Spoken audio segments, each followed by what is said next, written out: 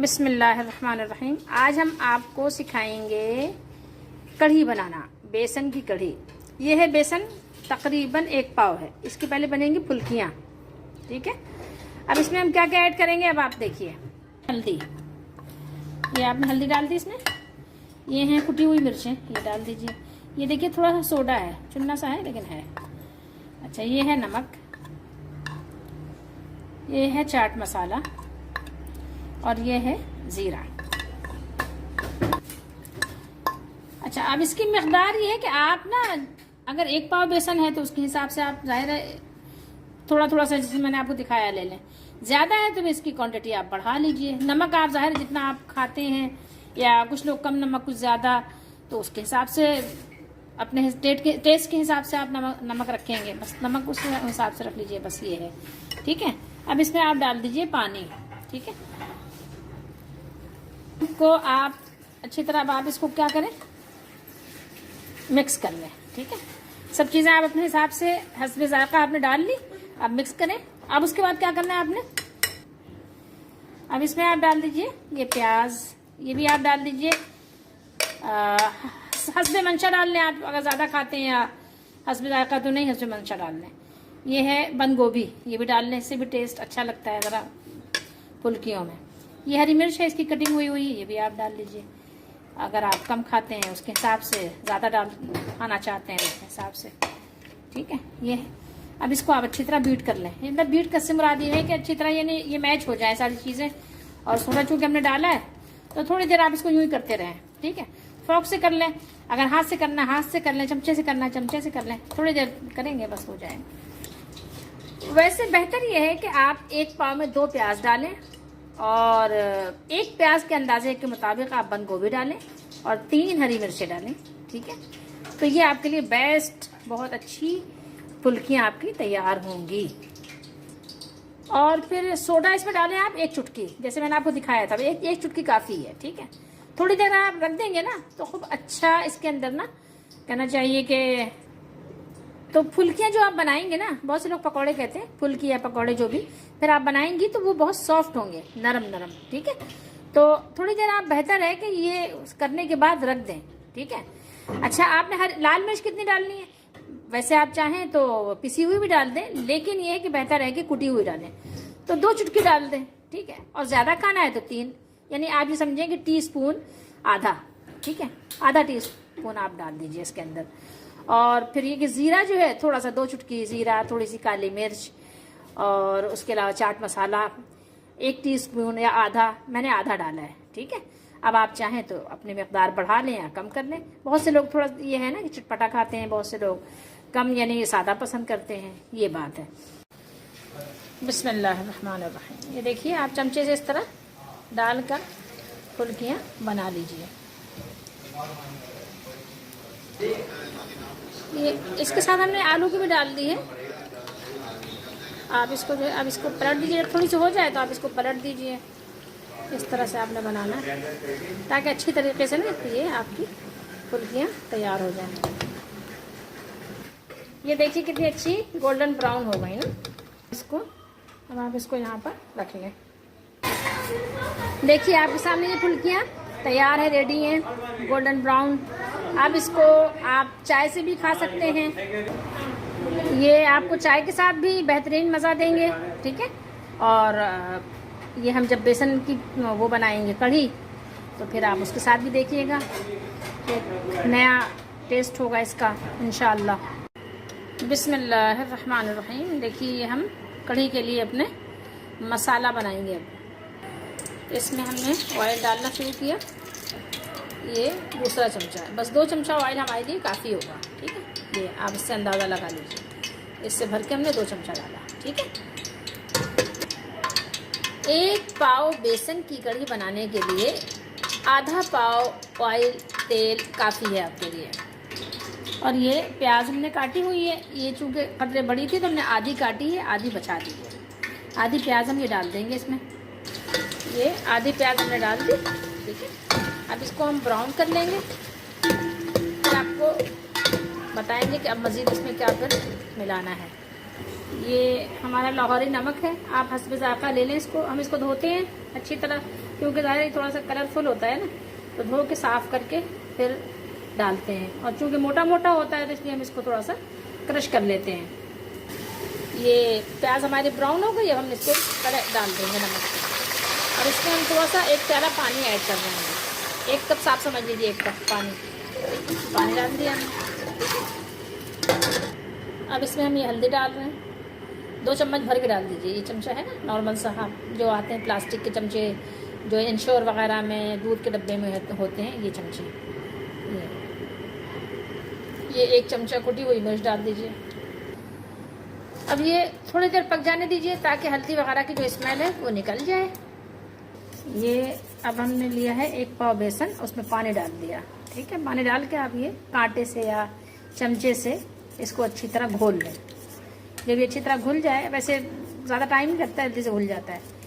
फिर उसके बाद इसको पतला पतला करके और आप मसाले में, जो आप मसाला तैयार कर रहे हैं उसी में इसको ऐड कर दें। ये इन द मीन टाइम हमारा मसाला देखिए ये भुन गया। अब हल्दी की जो स्मेल वगैरह होती है वो निकल गई, इसका जो तेल था वो सब ऊपर आ गया। अब इसमें हम डालेंगे पहले पानी। अब डाल दीजिए तकरीबन 1 किलो पानी। अब पानी डाल दिया, अब आप डाल दीजिए बेसन। अब आप इसको कीजिए मिक्स। अब इसमें मज़ीद पानी डालिए और फिर इसको मुस्तकिल चमचा हिलाते रहें ताकि इसके अंदर गुठलियाँ ना बने आपकी। अब हम इसमें मज़ीद पानी डाल रहे हैं। क्यों डाल रहे हैं? इसलिए कि ये आराम से ताकि फूटे। जिसमें बेसन घोला था ना, उसी में से पानी और मज़ीद 1 बाउल भर के डाल दिया। अब हम इसको इतनी देर तक चमचा चलाएंगे जब तक कि ये 1 दफ़ा उबल ना जाए। 1 उबाल आ जाएगा ना, तो फिर आपकी मर्ज़ी है, चूल्हा स्लो करके चाहे तो आप चमचा वक्फे से चलाएं, मुस्तकिल चलाने की आपको ज़रूरत नहीं है। लेकिन अगर अभी आप नहीं चलाएंगे तो इसमें क्या होगा, बीच बीच में जम जाएगा बेसन, गुठलियाँ सी बन जाएंगी। ये देखिए ये उबाल आ गया ना इसके अंदर, बॉयल हो गया। अब इसको हम चूल्हा स्लो कर देंगे, आहिस्ता आहिस्ता ये पकेगा। अब इसमें हम दही डालेंगे। दही, ये दही है हमारा, ये हमने जमाया था, लेकिन आज बहुत अच्छा जमा है। देखिए आज इसमें पानी भी नहीं आया, पूरा एकदम बहुत अच्छे से साफ यही दही हमारा जमा है। इसी दही को हम डाल देंगे कढ़ी में। ये दही तकरीबन 3 पाव दूध का है, इसमें से हम आधा किलो डाल देंगे, यानी 1 पाव बचा लेंगे, आधा किलो दही हम कढ़ी में डाल देंगे। आधा किलो इसलिए काफ़ी होगा कि एक तो ये कि हमारे घर में बहुत ज़्यादा खट्टा नहीं खाया जाता। दूसरी बात ये है कि हमारी कढ़ी जो है वो बहुत ज़्यादा नहीं है, सिर्फ 1 पाव बेसन की कढ़ी है, तो हमारे लिए आधा किलो दही काफ़ी होगा। तो हम इसमें से तकरीबन 1 पाव बचा देंगे। ये 3 पाव दूध पूरा है। और हम इसको एज इट इज़ डालेंगे, कुछ भी नहीं करेंगे, बस यूँ उठाएंगे यूँ डाल देंगे इसके अंदर, बाकी थोड़ा सा बचा लेंगे। दही भी हमने इसमें डाल दिया और मिक्स भी कर दिया। अल्लाह ने कुरान मजीद में इरशाद फरमाया, लइन शकरतुम लाज़ीदन्नकुम, अगर तुम शुक्र करोगे तो अल्लाह तुम्हारी नेमतों को ज़्यादा कर देंगे। तो एक एक चीज़ हमारे लिए मकाम शुक्र है कि अल्लाह ने हमें कैसी कैसी नेमतें अता फरमाई। अगर हम अल्लाह की नेमतों को गिनना चाहें, शुमार करना चाहें तो शुमार नहीं कर सकते। अब आप यही बेसन को देख लीजिए, चने को देख लीजिए, चने से ही बेसन बनता है। कितनी चीज़ें हम बनाते हैं और मुख्तलिफ टेस्ट होता है, मुख्तलिफ इसकी अफादियत होती है और मुख्तलिफ आप जायके के साथ इसको मुख्तलिफ अंदाज से खाते हैं। अब ये कढ़ी है, आप चावल बना लीजिए, सादा चावल बना लीजिए, बकरे हुए बना लीजिए, उसके साथ खा लीजिए। खैर बहरहाल आइए, ये फुल्कियाँ हमने आपको बताई थी तैयार हैं। ये तकरीबन 1 पाव बेसन था, लेकिन कुछ फुल्कियाँ खा ली गई हैं, तो बाकी ये कि जो बची हैं वो हम इसमें डाल देंगे। अब ये फुल्कियाँ भी इसमें डल गई हैं। अब ये आहिस्ता आहिस्ता पकेगा भी और मज़ीद इसमें जो है क्या होगा, गाढ़ापन, थिकनेस आ जाएगी। ठीक है, और फिर उसके बाद नमक, आप अगर आपको अंदाज़ा सही नहीं है नमक का तो आप एंड में नमक इसका टेस्ट कर लें, चख लें, आपको पता चल जाएगा कम ज़्यादा या जो भी जिस तरह आपके घर में खाया जाता है। कुछ लोग नॉर्मल खाते हैं, कुछ लोग थोड़ा सा कम और कुछ लोग थोड़ा सा तेज़ खाते हैं, तो आप उसका अंदाज़ा खुद कर सकते हैं अपने घर के हिसाब से या अपने टेस्ट के हिसाब से।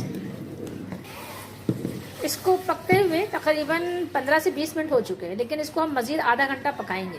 ठीक है, आधा घंटे पकाने के बाद हम चूल्हा बंद कर देंगे। बस हमारी कढ़ी 1 घंटे के अंदर बनती है, इससे ज़्यादा हम लंबा नहीं इसका टाइम लेते। ठीक है, बिस्मिल्लाहिर्रहमानिर्रहीम। देखिए ये हमारी कढ़ी रेडी हो गई, देख रहे हैं, ये इसके अंदर थिकनेस आ गई ना, और इसकी फुल्कियाँ भी बिल्कुल साबित हैं, ये देख सकते हैं आप, इसके अंदर ये फुल्कियाँ बिल्कुल साबित हैं। ठीक है, अब हम इसको बघार देंगे।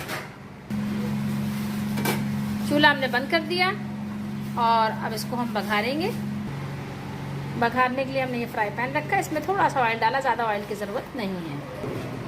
ये चाट मसाला है, इसको हम थोड़ा सा वो कर लेते हैं, जो थोड़ा से वो बन जाती है ना गुठली की तरह। और ये है हमारा पिसा हुआ ज़ीरा, ये है हमारी काली मिर्च। इसको हम थोड़ा घोल के और हम कढ़ी में डालेंगे। थोड़ा सा इसमें मैंने पानी डाला और इसको हम अच्छी तरह मिक्स कर रहे हैं। मिक्स करके अब हमने डाल देना है कहाँ, कढ़ी के अंदर। ये देखिए, ये डाल दिया हमने इसके अंदर।